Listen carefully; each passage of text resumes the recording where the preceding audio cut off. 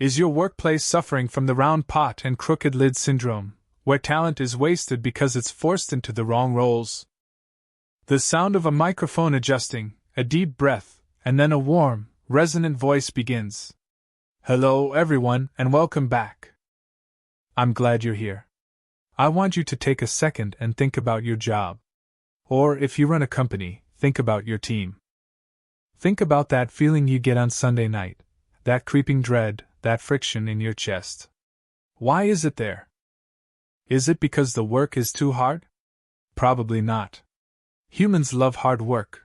We built the pyramids, we went to the moon. We thrive on challenge. No, usually, that dread comes from something else. It comes from a feeling of misalignment. It comes from the sensation that you are wearing a costume that doesn't fit, playing a role you didn't audition for, in a play that doesn't make any sense. Today, we are going to dive into a fable that explains exactly why that happens. We are looking at a fascinating book called Kingdomality. Now, don't let the title fool you. It sounds like a fantasy novel, and in a way, it is. It's set in a medieval kingdom with knights and wizards, but underneath that hood, it is one of the most razor-sharp dissections of modern corporate psychology I have ever read. We are going to explore the first 3 major sections of this book, and by the time we are done, you are going to have a completely new vocabulary for understanding why your office is dysfunctional, why your boss drives you crazy, and more importantly, who you actually are. Let's start with the setting. The story opens in the kingdom of King Harold. And folks, King Harold is having a bad time. He is a wise king, theoretically. He wants to do a good job. But his kingdom is a disaster. If we look at Harold's kingdom, we are basically looking at a struggling Fortune 500 company that has lost its way. Projects are started constantly, ribbons are cut, trumpets are blown, but nothing ever gets finished. There is this pervasive culture of blame. When things go wrong, nobody asks, "How do we fix this?" They ask, "Who can we pin this on?" The book describes a toxic process that has taken over Harold's workforce called the PNX process. It stands for 3 Vietnamese terms that translate roughly to complaining, lying, and distorting. Think about that cycle. First, you complain about the work. Then, when the boss asks why it isn't done, you lie. And finally, when the lie is discovered, you distort the facts to protect yourself. That is the heartbeat of King Harold's administration. There's this brilliant moment early in the story where a jester, the guy who is supposed to be the comic relief, actually gets thrown in prison because he nails the truth too hard. He posts a list on the palace gates called the 5 stages of a project. Listen to this list and tell me if it doesn't sound like your last quarterly review. Stage 1, enthusiastic start. Stage 2, emergence of obstacles. Stage 3, search for the cause, which really means hunting for a scapegoat. Stage 4, punishment of the innocent. And Stage 5, praising and rewarding the bystanders who did nothing. It's funny, but it's also tragic, right? Because it's true. So, King Harold is desperate. He tries the classic management techniques. First, he tries the stick. He uses negative reinforcement, torture, imprisonment threats. Does productivity go up? No. Morale tanks, and people just get better at hiding their mistakes. So then, he listens to a consultant and tries the carrot. He starts handing out rewards indiscriminately. He gives bonuses to everyone. And what happens? Chaos. Because now, the incompetent people are being rewarded just as much as the hard workers. The high performers get resentful and stop trying, and the low performers realize they can get paid for doing nothing. The kingdom is spiraling. This is the moment of intervention. In the story, a wizard appears, because every good fable needs a wizard, and offers the king a wish. And this is where we see that Harold actually has a good heart. He doesn't wish for gold. He doesn't wish for a new wife. He wishes to fix his kingdom. He wants it to work. The wizard says, "Okay, I can't fix this with magic smoke and mirrors. You need a structural fix. And he introduces the king to Lady Elizabeth. Lady Elizabeth is the Sherlock Holmes of this story. She is an expert in Kingdomality, or human psychology. She takes one look at Harold's mess and gives him the diagnosis that frames the entire book. She calls it the round pot and crooked lid syndrome. It's a simple metaphor, but let's unpack it. She says, Your Majesty, you are trying to force round lids onto square pots. You are taking people who are naturally built for one purpose and forcing them into roles that require a completely different set of instincts. You're asking musicians to juggle. You're asking blacksmiths to paint. And because the lid doesn't fit the pot, the pressure builds, the steam escapes, and eventually, the whole thing explodes. This brings us to the core philosophy of the book, which Ken Blanchard touches on in the foreword. The argument is that diversity isn't just a buzzword, it's a mechanical necessity. An organization cannot survive if everyone thinks the same way. But more importantly, management fails when it ignores human nature. You cannot train a cat to bark, and you cannot train a creative to love spreadsheets. So Lady Elizabeth begins her lesson. She explains to King Harold that his subjects aren't just a random mass of peasants. They actually belong to 4 distinct kingdoms, or tribes, based on their personality. And to make it easy to remember, she maps them to the 4 points of the compass: north, south, east, and west. This is where I want you to listen closely, because you are about to hear a description of yourself, your spouse, and your boss. Let's start in the south. The south is the home of the kind-natured group. These are the feelers. Their primary lens on the world is emotion. They are friendly, they are empathetic, and they are driven by a desire to help others. If you have a problem, you go to a southerner. They want harmony. But they have a weakness. They aren't naturally focused on the bottom line. They can be thin-skinned. If you criticize a southerner, they don't just hear professional feedback, they feel it as a personal attack.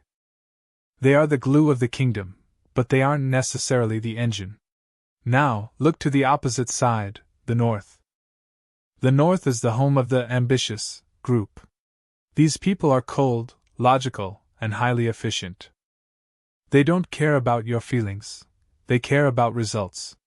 They view the world through a lens of strategy. If there is a mountain in their way, they don't admire the view, they tunnel through it. They are motivated by power, rewards, and winning. The problem? They can be brutal. They can be rude without even realizing it. They will run over people to get to the goal, not because they are evil, but because they honestly don't see the people as clearly as they see the objective. Then, we have the West. The West is the creative group. These are the explorers. They love chaos. They love new ideas. For a Westerner, the journey is more important than the destination. They don't really see a difference between the past, present, and future. It's all just one big experiment to be enjoyed. They are the innovators. But they are terrible at maintenance. If you give a Westerner a repetitive task, they will wither and die. They are disorganized, they are flighty, but they are the source of all new things. Finally, the East. The stabilizing group. These are the conservatives, not politically, but temperamentally. They value order. They value the tried and true. Their motto is, if it ain't broken, don't fix it. They are the ones who keep the trains running on time. They handle the details. They are realists. But they resist change. They view the Westerners' new ideas as dangerous threats to stability. They can be boring, rigid, and slow to adapt. So, here is King Harold's problem. Lady Elizabeth explains that these 4 groups naturally hate each other. It's called mutual opposition. The North looks at the South and sees weakness and laziness. The South looks at the North and sees cruelty. The West looks at the East and sees boredom. The East looks at the West and sees chaos. And because human beings naturally want to be around people who understand them, they silo themselves. This is the birds of a feather syndrome. The creative people hang out with other creative people and come up with wild ideas that are never implemented because they don't talk to the stabilizers. The ambitious people make grand strategies but fail because they didn't consult the helpers in the South to see how the people would feel about it. Lady Elizabeth points out that King Harold has been managing subjectively. He assigns tasks based on who he likes, or who happens to be standing there, rather than who is built for the job. She gives this brilliant example involving the royal treasury. Think about the role of a treasurer. Most of us would say, well, you need someone who is good at math. But Elizabeth says, no. That's not enough. You need to know what time it is. If the kingdom is at peace, and you want to save money and build reserves, who do you want running the treasury? You want a stabilizer from the east. Someone cautious, someone who counts every penny. But what if the kingdom is at war? What if you need to raise massive amounts of funds overnight to pay for an army? That cautious stabilizer is going to move too slow.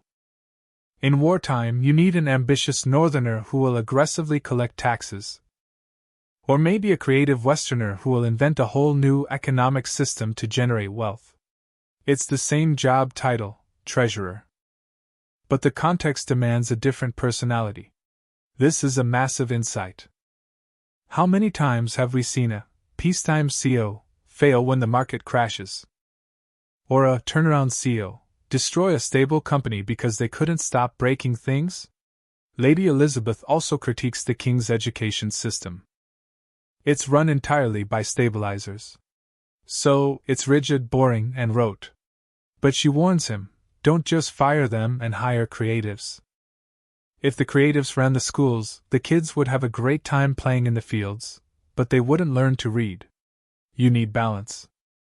You need the tension between the groups to create a functional system. Now, as we move into the deeper part of the story, what I'm calling the deep dive phase, Lady Elizabeth realizes that King Harold needs a field trip. He needs to see this in action. So, the wizard transports them to the neighboring realm of King Peter. Now, King Peter used to be known as Peter the Fool. But suddenly his kingdom is the most prosperous in the land. Why? Because he hired Lady Elizabeth. He implemented Kingdomality. When they arrive at Peter's kingdom, something symbolic happens. Harold's throne turns into a plain rock. He has to sit on a rock. The message is clear: strip away your title, strip away your crown. We are looking at human nature now, not rank. They meet a man named Alfred. Alfred is tending sheep. Elizabeth identifies him as a shepherd. But she clarifies something crucial here. In Kingdomality, shepherd isn't just a job description for a guy with a staff. It is a personality archetype. It belongs to the southern, helping, quadrant. A shepherd is someone whose instinct is to tend to the flock. They protect. They guide. They make sure everyone is okay. You can be a CEO and be a shepherd. You can be a janitor and be a shepherd. It's about your soul, not your paycheck. This leads to the introduction of the sundial. Imagine a clock face. This is the visual map of Kingdomality. At the 12 o'clock position, you have the pure north, logic. At 3 o'clock, the east, reality. At 6 o'clock, the south, emotion. At 9 o'clock, the west, ideas. But here is the kicker, and this is perhaps the most important psychological concept in the book, the pressure test. Lady Elizabeth explains that in calm times, people can fake it. A creative person can force themselves to do spreadsheets. An ambitious person can pretend to be empathetic. We all wear masks to survive in society. But when the pressure is applied, when the crisis hits, the mask falls off. We revert to our factory settings. Under stress, the helper will stop worrying about the budget and start worrying about the people. Under stress, the ambitious person will stop worrying about feelings and start shouting orders to save the ship. Under stress, the creative person will ignore the rules to find a loophole. You cannot manage people based on who they pretend to be on a calm Tuesday morning. You have to manage them based on who they become when the building is on fire. So, Harold and Elizabeth visit the headquarters of the helping people in King Peter's realm. This is the South Quadrant. The sign on the door says, "Born to help, support, care for, and connect everyone." Inside, they find specific roles. Kingdomality breaks the 4 compass points into 12 specific roles, like the White Knight, the Dreamer Minstrel, and the Shepherd. They talk about the White Knight. This is the Crusader, the person who fights for a cause. King Harold remembers he had a White Knight once, a guy named Sir Lochletter. Lochletter was brave, noble, and everyone loved him. Harold sent him on a holy mission, and he failed miserably. Why? Because Lochletter, being a White Knight, surrounded himself with other White Knights. They had plenty of passion, plenty of courage, but nobody thought to pack enough food. They had no stabilizers. They had no logicians. They starved to death on the road to glory. That story hits hard. It shows that virtue alone is not enough. Passion alone is not enough. You need the cold, hard logic of the North and the boring practicality of the East to support the beautiful dreams of the South and West. As they walk through this headquarters, Harold starts to realize the scale of his mistake. He has 387,418 subjects. He can't know them all by name. But Elizabeth tells him he doesn't have to. He just needs to understand these 12 archetypes. He needs to understand that he has been looking at a crooked lid and trying to jam it onto a round pot. The helping people in the South are the cheerleaders of the organization. They are the ones who plan the birthday parties. They are the ones who notice when someone is crying in the break room. If you remove them, the company becomes a cold, mechanical machine that burns people out. But if you let them run the company alone, you'll have a very happy workplace that goes bankrupt in 6 months because nobody wanted to make the tough decisions. So, where does this leave us? We've covered the first 3 chunks of this philosophy. We've established that the carrot and stick are outdated. We've established that personality is geographic, north, south, east, west. We've established that conflict comes from these worldviews clashing. And we've established that true success comes from alignment, putting the right personality in the right role at the right time. Why does this matter to you? Maybe you're a manager, and you're frustrated because your star employee is failing in a new management role. Ask yourself, did you take a superworker, maybe a specialized stabilizer or an aggressive ambitious type, and force them into a shepherd role where they have to nurture people? You set them up to fail. Or maybe you are an employee, and you feel that Sunday night dread. Ask yourself, what is your nature? Are you a creative Westerner trapped in a stabilizer's job, filling out forms all day? If so, you are slowly dying inside. Not because you are bad at your job, but because your soul is starving. The lesson of Kingdomality, at least in these early chapters, is that we need to stop pretending everyone is the same. We need to stop valuing one type over the other. The ambitious shark is not better than the kind shepherd. The creative dreamer is not better than the stabilizing accountant. They are all organs in the same body. The heart cannot do the work of the liver. The lungs cannot do the work of the brain. King Harold's journey is just beginning. He is learning that to rule a kingdom, or a company, or a family, you don't need magic. You need empathy. You need to look at the person in front of you and ask, who are you really? And how can I help you be the best version of that, rather than forcing you to be a bad version of me? We're going to pause there. There is so much more to this book, the specific nuances of the other guilds, the deeper mechanics of the 12 roles, but for now, sit with that compass. Are you north, south, east, or west? And is your life currently pointing in the same direction? Thanks for listening.